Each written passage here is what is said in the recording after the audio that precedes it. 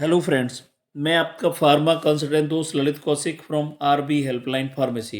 यह एक educational initiative है, अतः मैं आपसे रिक्वेस्ट करूंगा हमारे चैनल आरबी हेल्पलाइन फार्मेसी को लाइक और सब्सक्राइब जरूर करें। आज हम इस वीडियो के माध्यम से ट्रैवलिंग के दौरान इस्तेमाल होने वाली कुछ ज़रूरी मेडिसिन के बारे में जानेंगे। चूँकि मैं एक फार्मासिस्ट हूँ, अतः इस वीडियो के माध्यम से आपको सटीक और वैल्यूबल जानकारी मिलने वाली है। चलिए आपकी सेहत की शुभकामनाओं के साथ वीडियो की शुरुआत करते हैं। आजकल हम लोगों की लाइफ में स्ट्रेस और आगे बढ़ने की चुनौती बढ़ती ही जा रही है, जिससे हम अपनी रोज़मर्रा की लाइफ को भी इतना बिजी कर लेते हैं कि हमारा शरीर, मन और दिमाग इतना कंफ्यूज हो जाते हैं कि इनको एक अंतराल के बाद ब्रेक की ज़रूरत पड़ने लग जाती है। ब्रेक लेने का मतलब कुछ लोगों के लिए घर पर रहकर आराम करने से होता है, जबकि बहुत सारे लोगों के लिए अपने ब्रेक को कहीं ट्रैवलिंग में जाकर मौज मस्ती करना चाहते हैं। हम सब लोगों की फैमिली भी हमारे ट्रैवल प्लान को देखकर हमारे साथ आने की जिद करते हैं, या बहुत बार व्यक्ति का स्वयं का भी मन होता है कि कहीं होकर आया जाए। ऐसे में फैमिली वालों के साथ समस्या अपने बुजुर्ग या बच्चों को लेकर रहती है, या कई कभी कभी स्वयं को लेकर भी रहती है कि हम लोग कहीं आउट ऑफ सिटी या आउट ऑफ टाउन जा रहे हैं तो क्लाइमेट चेंज होगा, खाना पीना चेंज होगा, वहाँ के सराउंडिंग के हिसाब से हमारी बॉडी एडजस्ट कर पाएगी या नहीं, या फिर हमारी बॉडी की तरफ से कोई इंडिकेशन कोई छोटी मोटी बीमारी के रूप में मिलेंगे। अब इस सबसे दूसरे सिटी या टाउन में निपटने के लिए कुछ ट्रीटमेंट का भी हमारे साथ होना ज़रूरी है। उसमें भी अगर कोई बुजुर्ग या बच्चा साथ में है तो फिर हमारी मजबूरी भी हो जाती है कि हमें प्राइमरी फर्स्ट एड तो लेकर चलनी ही पड़ेगी। पर हम क्या क्या मेडिसिन लें, हम आपको आपको समझाते हैं।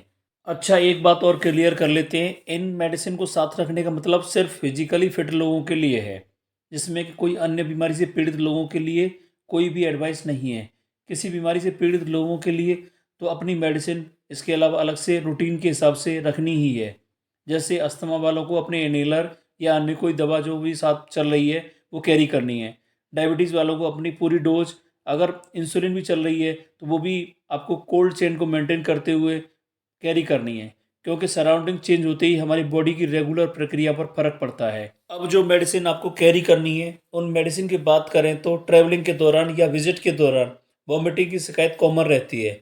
उस दौरान के लिए आप पेरिनोम या ओंडासेट्रोन की कोई भी ब्रांड, जो कि मार्केट में ओंडम एमडी, वोमिकैंड एमडी और एमसेट के नाम से कॉमनली अवेलेबल हैं, जिनको आप अपनी चॉइस के हिसाब से कैरी कर सकते हैं। अगली मेडिसिन को जाने तो ट्रैवलिंग के दौरान खाने पीने को डाइजेस्ट करने में बहुत समस्या रहती है, गैस बनती है। इसके लिए आप रेनिटिडिन की टेबलेट कैरी करनी है, जो कि एसिलॉक या जिंटेक के नाम से कॉमनली अवेलेबल होती है। इसके अलावा आप इनोसचेट या पेफेज या गैस्ट्रिकाफेज टाइप का कोई भी एफर्वेसेंट आप कैरी कर सकते हैं। अगली मेडिसिन की बात करें तो ट्रैवलिंग के दौरान कभी भी दर्द, बुखार या हरारत की शिकायत हो जाती है। उससे बचने के लिए कॉम्बीफ्लैम, फ्लेक्सोन या आइवोजेसिक प्लस नाम का कोई भी ब्रांड आप अपनी चॉइस के हिसाब से कैरी कर सकते हैं। यह दर्द, बुखार, हरारत की अच्छी मेडिसिन है। अगली मेडिसिन की बात करें तो ट्रैवलिंग के दौरान इधर उधर के खाने से व टाइम बेटाइम खाने से पेट खराब होने की शिकायत रहती है, जो कि लूज मोशन के रूप में दिक्कत पैदा कर सकते हैं। इसके लिए आप नॉरफ्लॉक्स टीजेड या मेट्रोजिल या रिडोल या इंट्रोकोनोल साथ में कैरी कर सकते हैं।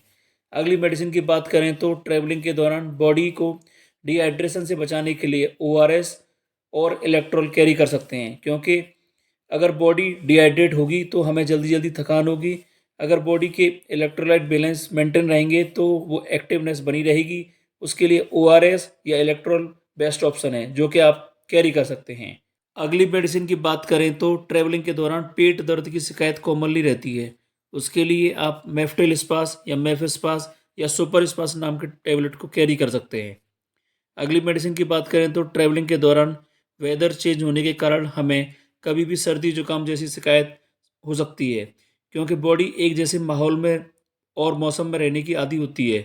पर जैसे ही क्लाइमेट में बदलाव हुआ, उसके रिएक्शन सर्दी जुकाम के रूप में आएंगे। उसके लिए आपको कोई भी एंटी कोल्ड टेबलेट कैरी करनी है, जो कि चेस्टन कोल्ड या सूमो कोल्ड या सिनारेस्ट या सॉल्विन या अन्य कोई भी ब्रांड आप कैरी कर सकते हैं।